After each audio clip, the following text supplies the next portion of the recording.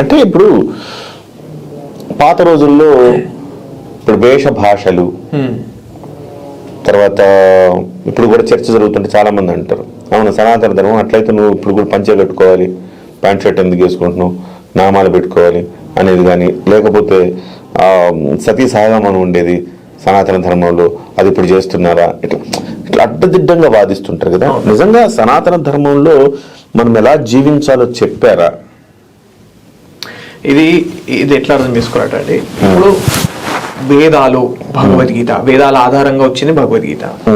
ఈ శాస్త్రానికి, ఖురాన్కి, బైబిల్కి ఏంటి తేడా అంటే, ఆ గ్రంథాలు నువ్వు ఎలా బతకాలి, నువ్వు ఎన్నిసార్లు పెళ్లిళ్ళు చేసుకోవాలి,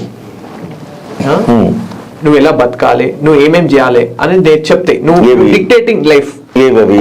ఖురాన్ కానీ వేరే ఇతర గ్రంథాలు కానీ నువ్వేం తినాలి, ఏం చేయాలి, ఎన్నిసార్లు పెళ్లిళ్ళు చేసుకోవాలి, ఇవి డిక్టేట్ చేస్తుంది. అంటే నువ్వు ఇట్లా బతకని చెప్పే గ్రంథాలు అవి. వేరాస్ వేదాలు ఎప్పుడు నువ్వు ఇది చేసి తీరాలి, నువ్వు ఇలా బతికి తీరాలి, ఇలానే ఉండాలి అని వేదం ఎప్పుడు చెప్పదు. హిత శాసకం శాస్త్రం. శాస్త్రం అనేది మన హితానికి ఉన్నది, అంతేగాని మనల్ని మనకు నచ్చనిది, మనకి కరెక్ట్ కానిది, మనల్ని హిపోక్రసీ అంటారు, అంటే మూఢనమ్మకాలు నెట్టేది శాస్త్రం కాదు. సో ఇవన్నీ ఏదైతే ఉన్నాయో అవన్నీ మనం పెట్టుకునే తప్ప నిజంగా వేదాల్లో లేవు. This is culture.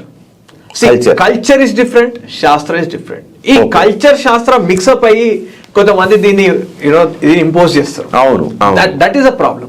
ఇప్పుడు కల్చర్ అనేది ఇప్పుడు దేశ కాల పరిస్థితులు అనుకూలంగా మారుతుంటుంది.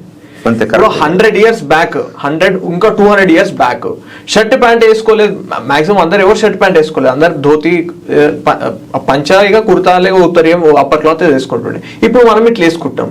But does that mean we are spiritual evolved or moral evolved? It doesn't. అదేమి మన మారల్ అంటే మనం నైతికంగా, మన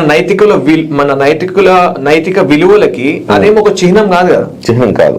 మనం వాచ్ కుడి చేయికి వేసుకున్న, ఎడం చేయికి వేసుకున్న, షర్ట్ ఎట్లా వేసుకున్నా, ప్యాంట్ ఎట్లా వేసుకున్నా, టీ షర్ట్ వేసుకున్నాం అనుకోండి, లేదా జుట్టు పెంచుకోవట్లేదు, శిఖ ఉండదు, ఇప్పుడు శిఖ లేదు.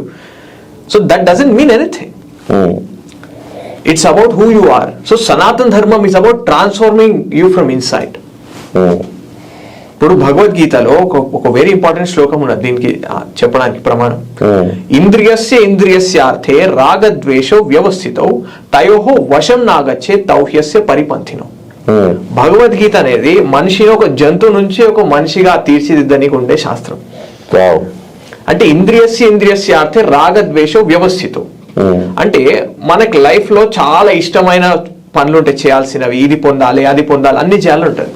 అప్పుడు మనకి ఒక జంతువుకి తేడా లేదు. జంతువు కూడా దానికి కావాల్సింది చేస్తుంది, మనం కూడా మనకు కావాల్సింది బతకచ్చు, కావాల్సినట్టే బతకచ్చు. తేడా ఎక్కడ వస్తుంది అంటే, మనం నిజమైన మనిషిలాగా ఎప్పుడు మారుతామంటే, మనం రాగద్వేషాల యొక్క వశంలో రాకుండా మనం ధర్మాన్ని పాటించగలిగితే, మనం ఏదైతే చెయ్యాలో, ఏదైతే శాస్త్రం చెప్పిందో స్వకర్మగా, ఏదైతే మన ఓన్ కాన్షియన్స్ మనకు చెప్తుంది అహింస పాటించు అని. ఎందుకంటే నాకెవడో నన్ను హాని చేయాలని నేను అనుకోను, సో నేను కూడా ఇతరులకు హాని చేయను. ఇది కామన్ సెన్స్ అహింస అనేది. అహింస ఇప్పటికి మనకు శాస్త్రం అవసరం లేదు. సో ఇలా కొన్ని కామన్ సెన్స్ బేస్డ్ ధర్మాలు ఉన్నాయి, మనం అవి పాటించవచ్చు. సో అది చేయగలగాలి. అది చేయగలిగితే నువ్వు మనిషిగా మారుతాడు.